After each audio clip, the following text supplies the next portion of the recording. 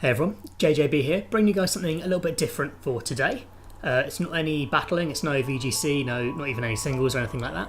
Today I'm going to be telling you guys about a tournament that I have entered in. This is through a Discord server, Discord channel, I can't remember what it's called. And the link to that will be in the description of this video if you guys want to go and check that out for future tournaments on that server. And this tournament is a limited base stats tournament. So basically what that means is that you can only use Pokemon whose individual base stats are all below 100. So for example, Celesteela has 4 stats there. It's got its attack, defense, special attack and special defense, all above 100. So that gets a big fat red X. Not allowed, you can't use anything, with anything above or equal to 100. So for example, something like Silvally, as you can see there, it's all base 95 across the board, and that's absolutely fine, you can use Silvally.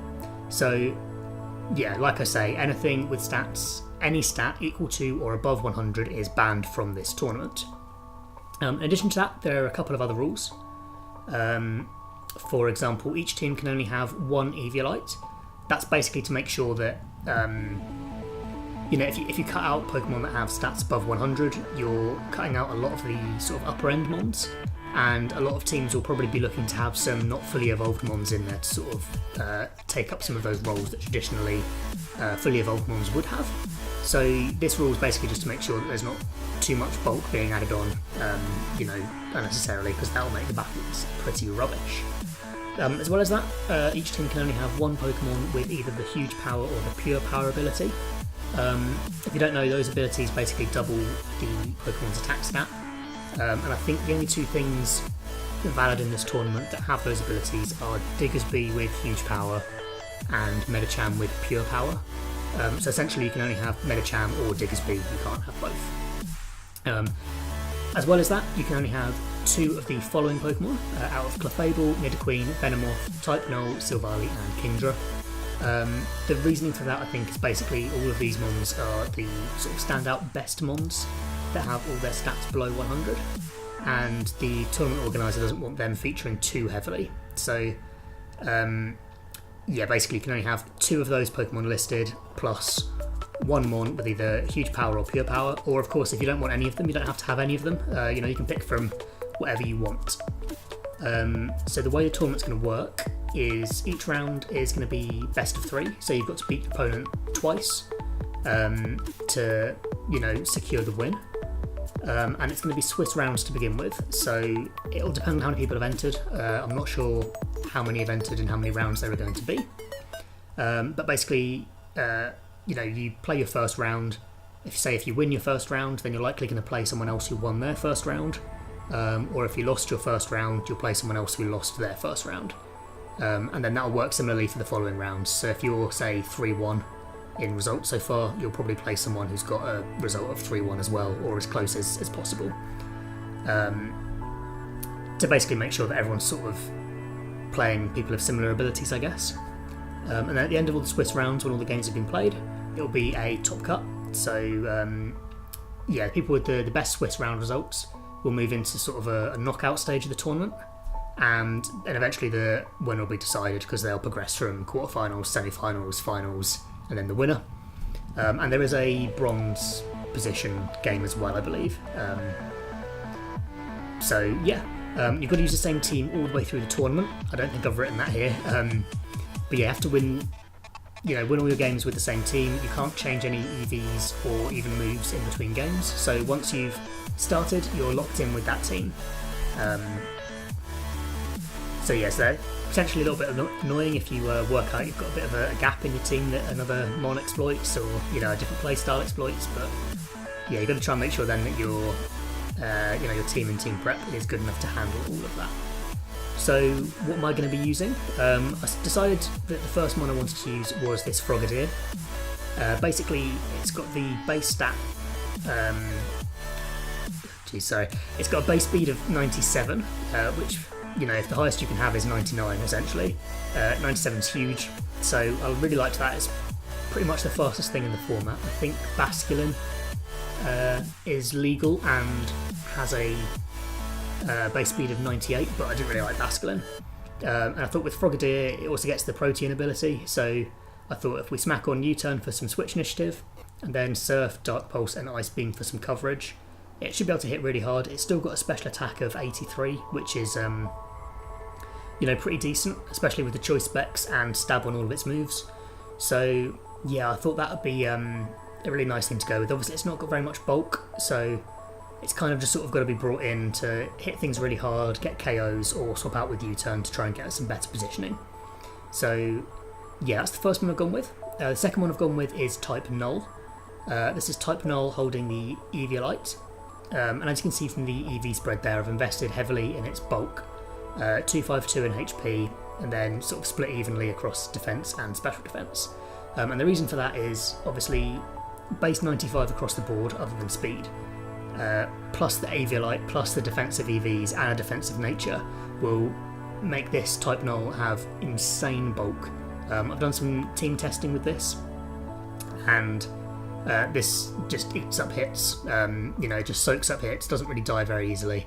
And especially with its ability of battle armor, it's not even going to get any critical hits.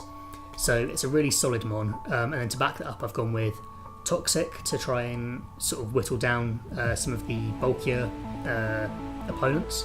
And then I've also gone with Swords Dance to boost up our attack, because obviously a base attack of 95 is still massive. And then I've also gone with Flame Charge. So if we can set up some Swords Dances or predict a switch, or there's something with really low HP, we can go for a Flame Charge and boost our speed up from that 59 to something more in the realms of around, essentially it'll make a base speed of like 90, give or take a little bit. So we can sort of, the plan with this is to sort of take hits really nicely, potentially deal some toxic damage, and then also set up and sweep with a huge stab return. And like I said, I've been doing some team testing on this, and this type Null has been coming in really clutch, and it's really good, so I'm really looking forward to using this. Obviously the biggest weaknesses for type Null are Toxic, because that really limits its potential. A Burn is also really not very good for it, and Knock Off really takes away some of that bulk. But I mean, even without the Eviolite, it's still got the highest defences and HP that you can really have in this format, so it's still going to be pretty tough to take down. Then next I've gone with Nidoqueen. This is our Stealth Rock setter, and then I've just given it sort of a recovery in the Black Sludge as a held item, and then just sort of invested in its bulk and special attack, just to try and keep it around and deal some big damage. So it's got that Sheer Force ability, which will power up its offensive moves, because they're all things that do secondary effects. And they are Earth Power, Sludge Wave and Flamethrower. So Earth Power and Sludge Wave are there for stab, and Flamethrower for coverage. So yeah, that's kind of basically it about Nidoqueen. It's just there for rocks and then sort of some bulky offense. Then next we've got Beam, the Medicham. That is our pure power user. So remember, we can only have one with pure power or huge power. I've gone with Medicham as my pure power user, and I've given it an Assault Vest with the moves of Power Up Punch, Drain Punch, Bullet Punch and Poison Jab. And again, I've given it mostly HP EVs and attack EVs. The reason for this is with Pure Power and Adamant Nature, 252 EVs in attack, and Power Up Punch, it becomes incredibly strong. We can boost its attack up to sky high levels.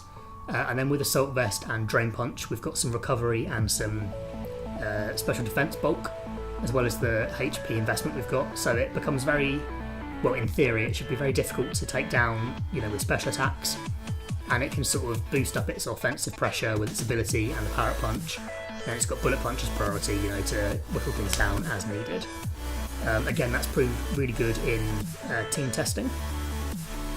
Next we've got Rotom. Rotom, I saw the base special attack of 95 and the base speed of 91, and I thought that's something that, a bit like Frogadier is going to be really useful. So what I've gone with is a moveset of Defog, Will-O-Wisp, Thunderbolt and Volt Switch. Obviously it gets completely ruled by ground types, so that's something we have to be aware of. We can't have Rotom coming in as our last mon if the opponent's got any ground types left, so we really need to prioritise KOing them. It's got Will-O-Wisp for burn support. If the opponent's got some really strong physical attackers, we can burn them, half their attack, do some passive damage as well. Defog to get rid of opponent's hazards. Volt Switch for Switch Initiative, and then Thunderbolt for some big stab damage. And I've just gone with Leftovers as the item just to sort of get some passive recovery if, it takes some damage. It's not terribly frail, we've not got any defensive investment in it. So potentially might change the item, but in the meantime I'm thinking Leftovers just to try and give it a little bit more longevity, especially if we're using it to pivot with Volt Switch quite a lot. And then the final one on the team, which I'm not... It's definitely risky. I've gone with Mightyena. Basically, I was scrolling through Showdown looking for things that have, base stats all below 100 as per the rules, and I saw that Mightyena gets Moxie, which I didn't know. So I thought, well, let's smack a Choice Scarf on it, give it the Moxie ability, and it's got a base attack of 90, which is pretty high. Its base speed 70, which isn't terrible, especially if we can give it a Jolly Nature, full investment, and a Choice Scarf. So the plan here is to sort of use Mightyena as a late game sweeper. I've gone with Crunch for stab, Play Rough because it's a great move, and then Facade in case it gets burnt or toxic or something. Basically, if we're using it as our late game sweeper and it happens to get burnt, I don't want that to sort of screw it, so I thought give it Facade. If we can lock into that, KO things with huge Facade hits, and then get boosted up with Moxie, in theory Mightyena should be really good. In theory anyway. And I'm giving it Fire Fang there for coverage, but thinking about it, we've already got a couple of fire type moves on Nidoqueen with Flamethrower and type Null with the Flame Charge. So I think before we start I might swap that out for a different coverage move. I know it gets Thunder Fang and Ice Fang. We've got Ice Beam on Frogadier and we've got Thunderbolt on Rotom, so maybe we don't need them either. But we'll see what we think in the meantime. I'm going to have a little play with that. And of course, if you've got any suggestions for what might be better, then please let me know. So yeah, that's basically the team. All these games are going to be played on Showdown. They're not going to be done over Wi-Fi. All going to be done on Showdown, and I'm going to be recording them and uploading them to the channel as well. So yeah, basically make sure that you've subscribed so you can catch up and keep up to date with every battle. And yeah, leave a comment, let me know what you think of the team, any tips, anything that I might be able to change. I do have to lock this team in fairly soon, but if you're getting quick, then we might be able to do some changes. And yeah, like I said, make sure to leave a like and subscribe if you enjoyed. And yeah, thanks so much for watching. I'll see you guys next time.